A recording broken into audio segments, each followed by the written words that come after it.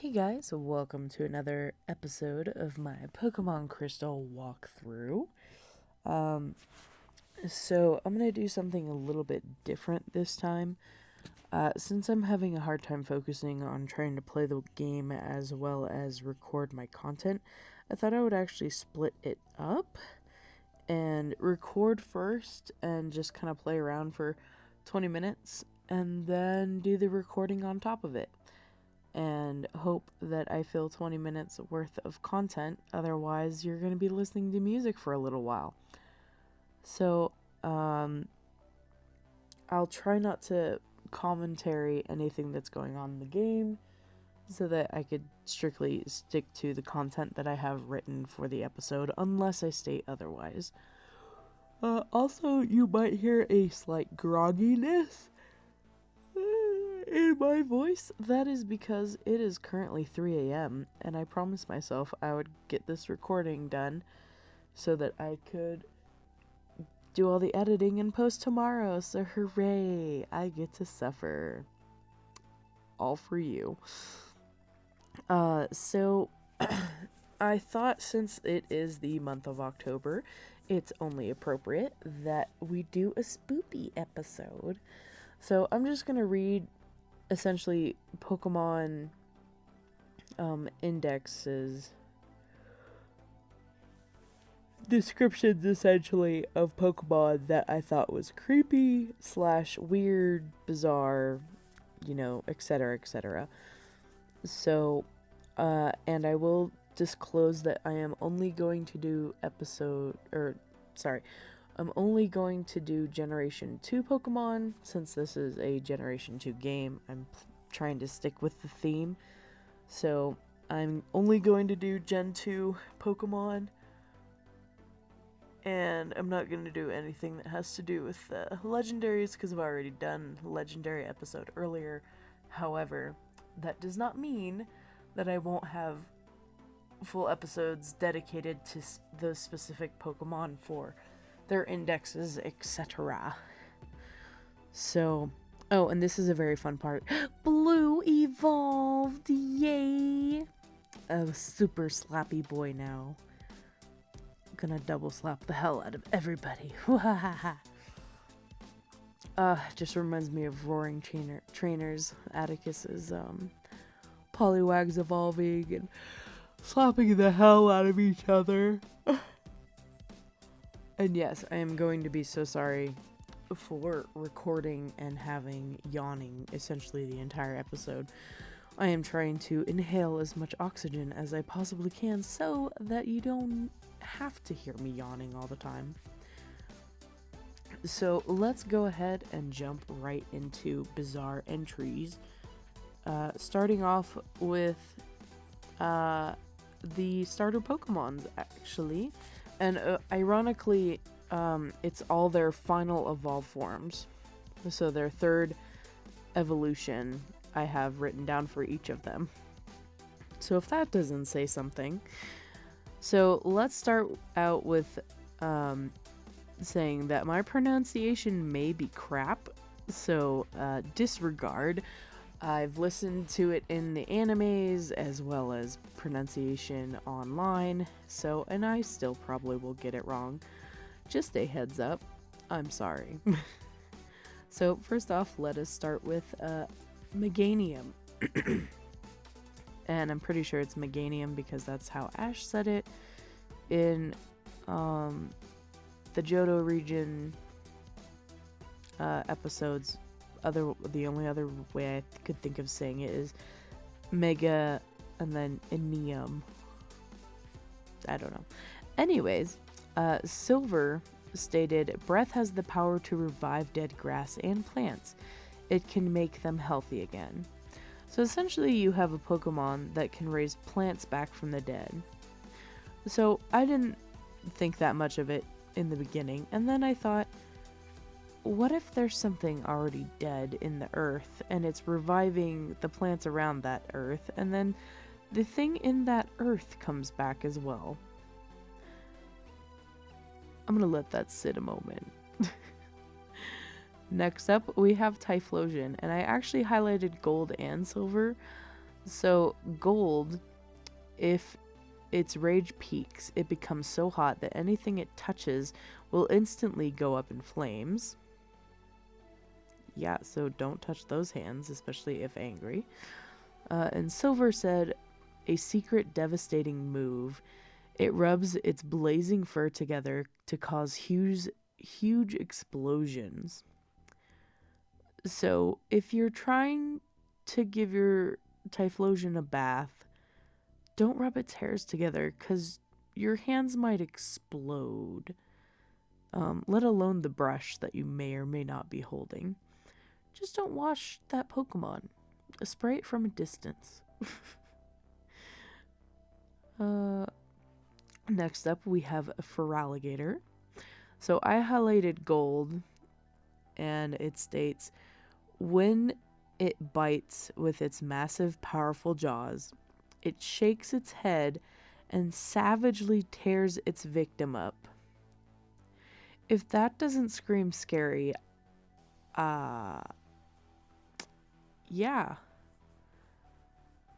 They really did make it out to be an actual alligator or crocodile. Alligator? Yeah, Feraligatr. That's interesting that its previous form was crocodile, and then went to alligator. Aren't alligators older than crocodiles? See, now it's got me thinking about history and paleontology and science. Okay, I'll not delve into it, but moving right along. So now that we're out of the starters, let's get into the regular Pokemon. So actually, this is ironic because I just have Tabiki out. And let's talk about Spinark. So I wrote down an entry from Crystal. If prey becomes ensnared in its nest of spun string, it waits motionlessly until it becomes dark. So in other words, this Pokemon sits there, watches you struggle all day in this webbing, terrified, can't get out until dark, and that's when it makes its move to essentially kill you. That's pretty dark. On several levels. No, it doesn't just kill you immediately. It lets you tire yourself out, contemplate your life, think that it's over, and then it goes to kill you. That's some scary stuff right there. Next is Yanma, and you might know this as the dragonfly-like Pokemon. And it states with gold, it flaps its wings really fast, and it can generate shock waves that will shatter windows in the area. That's a little concerning. I really hope that the Pokemon world has very strong insurance companies, because if you're just training your Yanma, and you're just, a classical trainer, and it does some sort of wing move close enough to a building of any sort, you're gonna have a bad time. After that, we have Wooper, and I wrote down Silver and Crystal. So Silver states, when it's on the ground and out of water, it is coated in slime, which is a poisonous film. And then Crystal states, mucous membrane covers its body. Touching it barehanded will cause a shooting pain. So this is a Pokemon, like, as adorable as it is, you would not want to pick it up or, have any hand contact with it at all. And then we skip a ways into the Pokedex and we go to Umbreon. I skipped Espeon because I didn't feel like it was quite the creep factor. I mean, it was a little bizarre that its fur could see, essentially, and detect the future. But I didn't find that really creepy. I thought that was actually a really cool factor. But I didn't feel like it was creepy in any sense. So, but Umbreon, however, I wrote down gold and silver. So gold states, when agitated, this Pokemon protects itself by spraying poisonous sweat from its pores. And then silver says, darkness falls and the rings begin to glow, striking fear into the hearts of striking fear into the hearts of anyone nearby. So it's a scary ass Pokemon, apparently. This is the badass that you want to walk around with at night.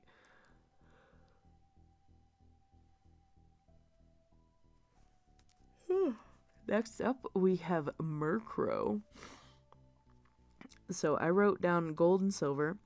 So gold, feared and so this is just the asshole Pokemon. I'm gonna say that right now, and you're gonna realize why in just a moment. So, feared and loathed by many, it is believed to bring misfortune to all those who see it at night. Silver. It is said that when chased, it lures its attacker onto dark mountain trails where the foe will get lost. So, in other words,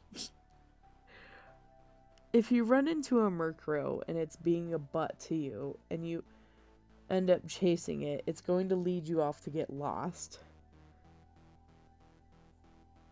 And then already to begin with, if you see this bird at night, it's bad luck. Bad juju. It's like crossing a black cat, except it's a crow. Does it rap and tap at the chamber door? No one will ever know, I guess. So, and I know that was a raven, not a crow. I know. Why is a raven like a writing desk? So, next up is Mischievous. And I actually wrote down all three of them because, you know how I said Murkrow was an asshole? Mischievous is the legit dick in all Pokemon history. So, in gold, it states, it likes playing mischievous tricks such as screaming and wailing to startle people at night. Silver, it loves to bite and yank hair from behind without warning just to see their shocked reactions. And Crystal, loves to watch people it scared. It frightens them by screaming loudly or appearing suddenly. So it's legitimately, like, it almost reminds me of a Ghastly, because in the series, I remember Ghastly and Haunters, they were super mischievous and they enjoyed scaring people and playing practical jokes, essentially, except not to the level of essentially scaring the hell out of them, which is what Mischievous is all about, apparently. So yeah, asshole Pokemon of the season is probably Mischievous. Next up is Scizor. So, and I wrote down Crystal. It says, this Pokemon's pincers, which contain steel, can crush any hard object it gets a hold of into bits. So those are some really strong pincers if it can crush any hard object into bits. So you would almost think, theoretically, if it used them in an attack, it could crush its foe into pieces.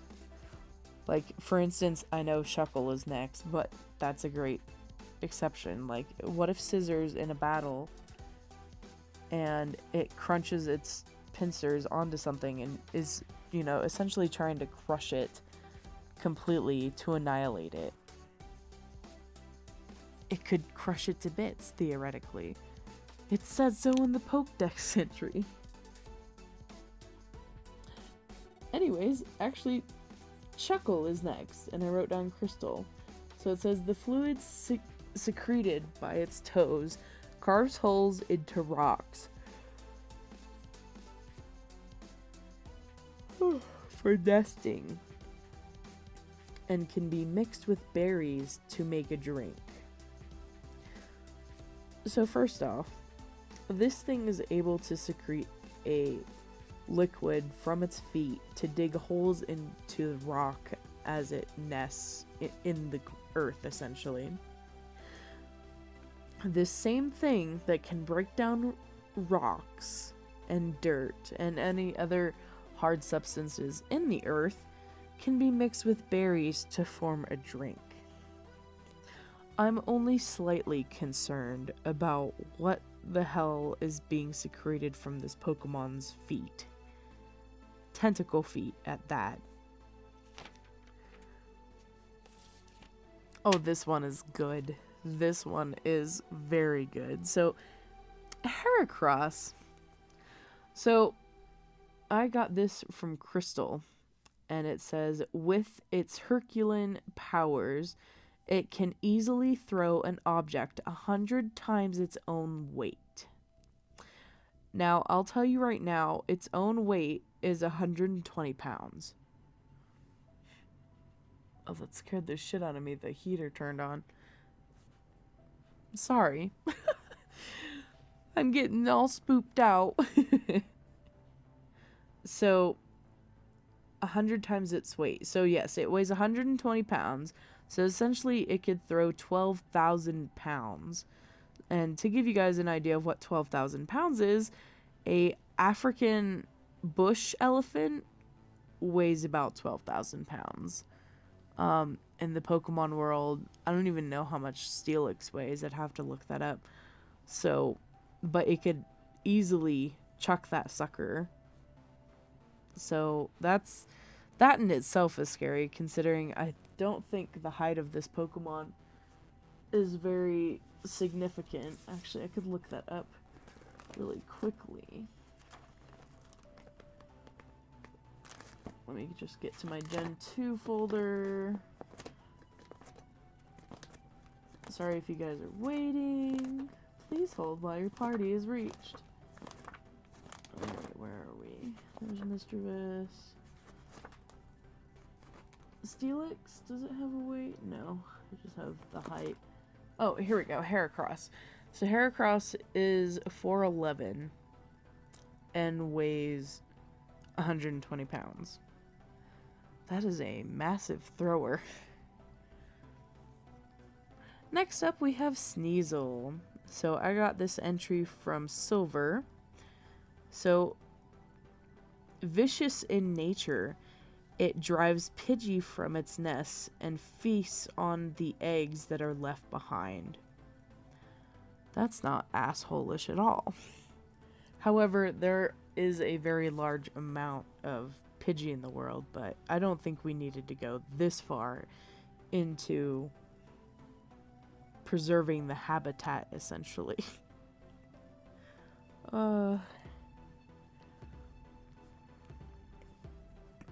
So, I think I'm gonna stop the episode there. We're almost at 20 minutes already. So, I hope this was a lot easier to listen to. I know there are a few pauses and a lot of yawns, but I just wanted to get a portion of the list of scary, spoopy stuff out the way. So, I hope you guys enjoyed. Leave comments below, like and share. Feedback is always appreciated as normal. And thank you guys again so much for watching, and I will see you next week. Bye!